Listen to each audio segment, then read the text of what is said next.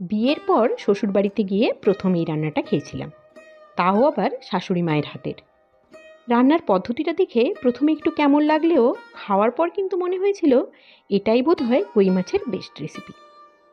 চেন্নাইতে দেশি মাছগুলো খুব বেশি একটা পাওয়া যায় না, তবে হঠাৎকাল অনলাইনে কইয়ের সন্ধান পেয়ে তাড়াতাড়ি অর্ডার করে দিলাম। আজ সকাল সকাল ডেলিভারি দিয়ে গেছে। কিন্তু কি রান্না করব ভাবতে গিয়ে হঠাৎ এই রেসিপিটার কথা মনে পড়ে গেল। ফোন গেল শাশুড়ি মায়ের কাছে। আচ্ছা মা, তুমি যে ওই কই মাছের রান্নাটা করো না, যেটা খুব টেস্টি হয় গো খেতে। মা বলল হাতে মাখা কই। আমি বললাম হ্যাঁ, ওই রেসিপিটা একটু বলো না, কতদিন খাই না, আজকে ভাবলাম ওই রেসিপিটাই রান্না করি। কই মাছ পেলে কোথায়? ওই তো কালকে অর্ডার করেছিলাম, আজকে সকালবেলা দিয়ে গেছে।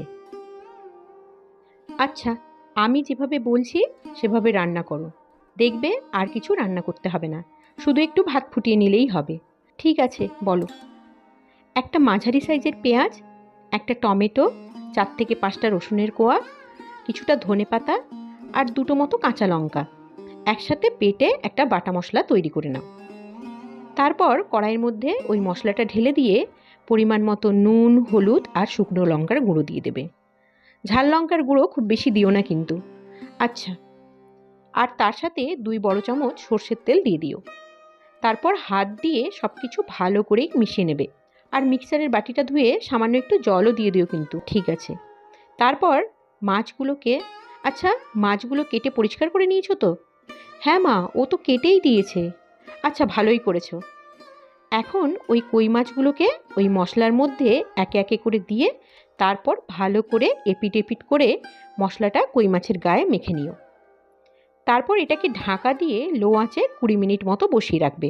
শোনো, 10 মিনিট পর কিন্তু মাছগুলোকে একবার উল্টে দিও, আর নামানোর আগে কাঁচা সর্ষের তেল, কাঁচা লঙ্কা আর ধনেপাতা কুচি এগুলো কিন্তু মনে করে দিও।